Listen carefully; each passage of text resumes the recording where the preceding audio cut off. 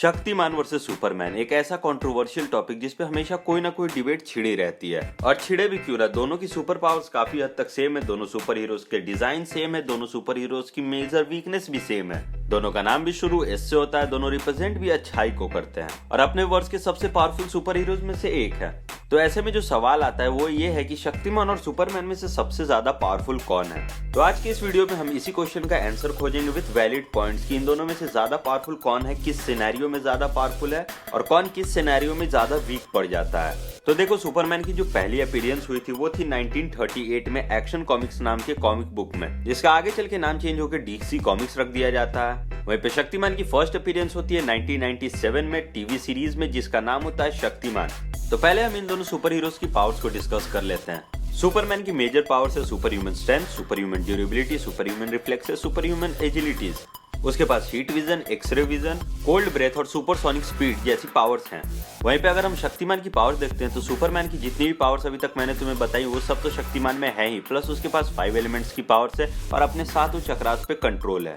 तो यहाँ power category का विनर है हमारा शक्तिमान। अब आते हैं अपने दूसरे कैटेगरी वीकनेस पे। तो इन दोनों की वीकनेस काफी हद तक सेम ही है, मतलब कि दोनों को एक स्टोन से प्रॉब्लम होती है। यहाँ पे सुपरमैन की वीकनेस है क्रिप्टोनाइट, जो कि उसके ही प्लेनेट से है। वहीं पे शक्तिमान की वीकनेस है पाप मनी। तो देखो, जब सुपरमैन क्रिप्टोनाइट के कांटेक्ट में आता है या उसके आसपास भी आता है तो उसकी पावर्स पूरी तरह से चली जाती है और एक मॉर्टल ह्यूमन बीइंग बन के रह जाता है वो। वहीं पे अगर शक्तिमान की बात की जाए तो शक्तिमान को पाप मनी से प्रॉब्लम तो होगी, मतलब उसके 5 एलिमेंट्स वाली पावर्स तो चली जाएंगी। तो उसने जो अपने 7 चक्रास पे कंट्रोल किया हुआ है वो पाप मनी के कांटेक्ट में आने से खत्म नहीं होती, तो इससे वो शक्तिमान एक नॉर्मल ह्यूमन बीइंग से तो ज्यादा ही पावरफुल रहता है। यहाँ पर सुपरमैन क्रिप्टोनाइट के कांटेक्ट में आने से एक नॉर्मल ह्यूमन बीइंग बन जाता है, वहीं पे शक्तिमान पाप मनी के कांटेक्ट में आने से एक नॉर्मल ह्यूमन बीइंग से ज्यादा पावरफुल ही रहता है। तो यहाँ जो इन दोनों की वीकनेसेस है उसमें से सबसे कम इफेक्ट जिसपे होगा वो है शक्तिमान, तो इस पॉइंट को भी शक्तिमान ले जाता है। अब आते हैं अपने थर्ड कैटेगरी पे, स्ट्रेंथ एंड ड्यूरेबिलिटी वाली कैटेगरी। इस कैटेगरी में तुम्हें सुपरमैन की असली स्ट्रेंथ और ड्यूरेबिलिटी देखने को मिलेगी। तो शक्तिमान की उतनी तो हमें स्ट्रेंथ और ड्यूरेबिलिटी शो में देखने को नहीं मिली, पर यहाँ पर उसके जो 2 एलिमेंट्स है, अर्थ एलिमेंट और स्पेस एलिमेंट, वो एक की रोल प्ले करेंगे।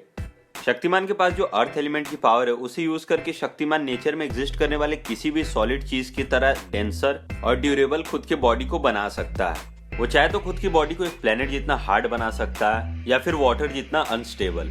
वहीं पे जो उसके पास स्पेस एलिमेंट की पावर है उसका यूज करके शक्तिमान अपने आप को अनबॉन्डेड बना सकता है नेचर से, यानी वो नेचर के हर एक बॉन्ड को तोड़ सकता है, चाहे वो इन्फिनिटी बॉन्ड को तोड़ना हो या फिर अपने शेप और साइज को बड़ा या छोटा करना। अब आते हैं अपने सुपरमैन के स्ट्रेंथ और ड्यूरेबिलिटी पे। कॉमिक्स में उसने क्या क्या चीजें करके रखी है ना, उसे सुन के तुम बस पागल से हो जाओगे। तो देखो, एक बार जब सन अपने ऑर्बिट को छोड़ के अर्थ से दूर जा रहा होता है तो सुपरमैन पूरे के पूरे सन के अंदर चला जाता है, उसे पुश करके वापस से उसके ओरिजिनल ऑर्बिट में लाकर छोड़ देता है। इस दौरान उसने मिलियंस और billions of degree Celsius temperature को सहा था। एक बार उसने एक ऐसे मशीन को डिस्ट्रॉय किया था जिसके अंदर एक ब्लैक होल था, जो कि मशीन टूटते ही बाहर आकर अपने आप को एक्सपैंड करने लगा था। तब सुपरमैन ने अपने उसे एक हाथ के पाम में पकड़कर और स्पेस में जाके कहीं दूर फेंकाया था। वो इन्फिनिटी के बॉन्ड को तोड़कर भी फ्रीली रिलीज हो चुका है एक बार। और अगर ये भी तुम्हारे लिए काफी नहीं है तो सुनो, एक बार एक विलन ने सुपरमैन को एक ऐसा पाउडर छुंगा दिया था जिससे उसे छींक आ रही थी, मतलब वो स्नीज किए जा रहा था। वो अपने इस छींक को कंट्रोल नहीं कर पा रहा था, वो वहां से उड़ के चला जाता है ताकि वो अर्थ के लोगों को हर्ट ना कर पाए और वो स्पेस में कहीं दूर चला जाता है। और जब वो लिटरली अपने छींक को रिलीज करता है ना फुल पावर पे, तो वो इतनी ज्यादा पावरफुल होती है कि वो सोलर सिस्टम तक को डैमेज करने लगती है। तो तुम सोच सकते हो उस बंदे ने किस लेवल के फीट्स को अचीव कर रखा है कॉमिक बुक्स में। तो स्ट्रेंथ और ड्यूरेबिलिटी में मैं शक्तिमान से ऊपर सुपरमैन को रखना चाहूंगा।